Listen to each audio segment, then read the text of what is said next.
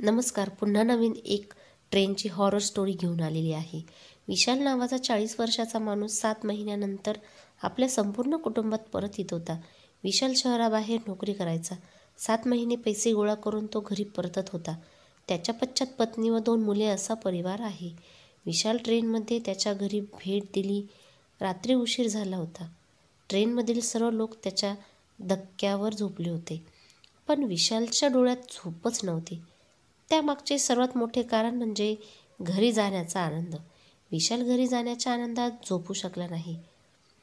विशाल व्यतिरिक्त एक माणूस होता जो झोपला नव्हता. ती व्यक्ती त्याच्या जन्मासमोरील धक्क्यावरती बसली होती. समोर शांत बसलेल्या भेट देऊन विशालला माहीत झाले की तो ड्रॅक्युलाची कथा वाचत आहे. विशालला वाटले की समोर बसलेली व्यक्ती पुस्तक वाचून आपला वेळ घालवत आहे. कदाचित त्याला झोपही येत नाही. विशालला वाटले की त्याने समोर बसलेल्या व्यक्तीशी बोलण्यास आपला वेळ का घालवू नये. त्याच हेतूने विशालने त्याला बोलावले. भाऊ. पुस्तक वाचणाऱ्या व्यक्तीने त्याच्या आवाजाकडे दुर्लक्ष केले आणि त्याकडे लक्ष दिले नाही. भाऊ. दुसऱ्या आवाजावर त्याने एका विशाल दृष्टिक्षेपाने विशालकडे पाहिले आणि त्याच्या चेहऱ्यावरही त्याचे सपाट अभिव्यक्ती होती. यावेळी राक्षस थोडासा संकोच घेऊन म्हणाला, मी तुम्हाला त्रास दिला नाही. नाही? समोर बसलेली व्यक्ती स्पष्टपणे म्हणाली. विशाल हसत हसत त्याच्याशी पुढे म्हणाला, तुझे नाव काय आहे? सूर्यप्रताप. तो म्हणाला. अरे. विशाल श्वास सोडाला आणि म्हणाला, तू पण तुझ्या घरी जात आहेस? नाही. सूर्यप्रताप पूर्वसूचनेत म्हणाला. मग तू तुझ्या घराबाहेर कुठेतरी जात आहेस? विशाल हसत हसत स्वरात म्हणाला. प्रतापने तिला काही बोलू इच्छित नसल्यासारखे पाहिले. तो संकोच वाटल्यासारखा एका विशाल चेहऱ्यासारखा दिसू लागला. मग म्हणाले, मी 7 महिन्यानंतर आज माझ्या घरी परत येत आहे. माझ्या कुटुंबाला भेटल्याच्या आनंदात मला झोप येत नाही, म्हणून मी तुझ्याशी थोडा बोलू इच्छित असे मला वाटले. प्रताप काहीच बोलला नाही. त्याने त्याच्या डोक्यावर अशा प्रकारे डोक्यावर सोडले जणू त्याच्याशी सहमत आहे. ते बोलण्याच्या मनस्थितीत नव्हते. ते प्रतापच्या शरीरावर स्पष्ट होते. तो सतत सांगत होता की यावेळी बोलायला आवडत नाही.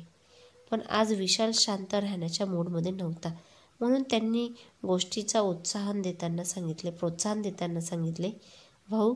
भूतांवर तुमचा विश्वास आहे का? हो. प्रताप यांनी आपल्या छोट्या उत्तरात हे प्रकरण पूर्ण केले. पण कसा? विशाल म्हणाला. तुम्ही स्वतःच्या डोळ्यांनी भूती किंवा भूत पाहिले आहेत का?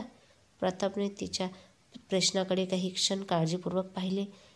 जणू तुला त्याच्याशी बरंच काही सांगायचं आहे, पण असे मुळीच झाले नाही.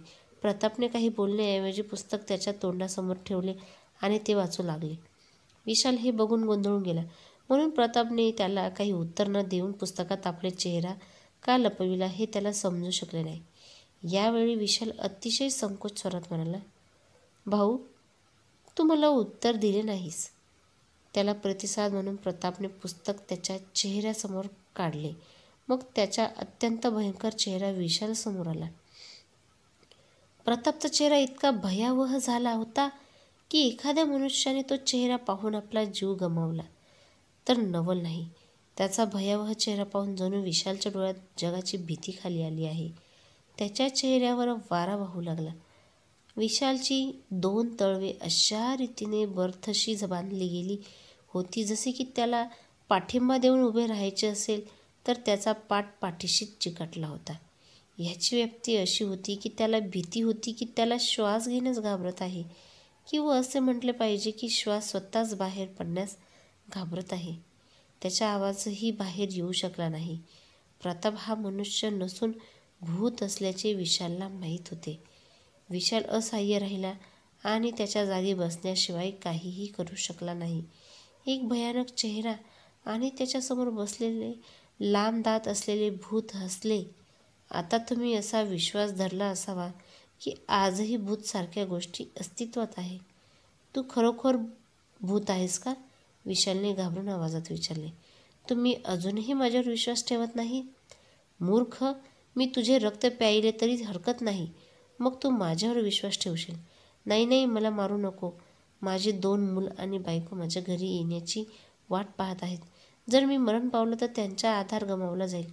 मला जाऊ द्या, असं म्हणत विशाल त्याच्या जागेवरून सरकला. भूत त्याला पाहून हसला. प्रचंड सुटण्याच्या मार्गावर तो पटकन आपल्या जागेवरून पळाला. त्याच वेळी भूताने त्याचे जागी बसला असता त्याला उजवा हात उंचावला. त्याचा हात लांब झाला. तिथे बसताना त्याने धावत्या राक्षसाचा मान पकडून त्याला त्याच्याकडे खेचले. विशाल ओरडला, सेव सेव. त्याचा कॉल ऐकून ट्रेनमधील सर्व प्रवासी त्याच्याकडे आले.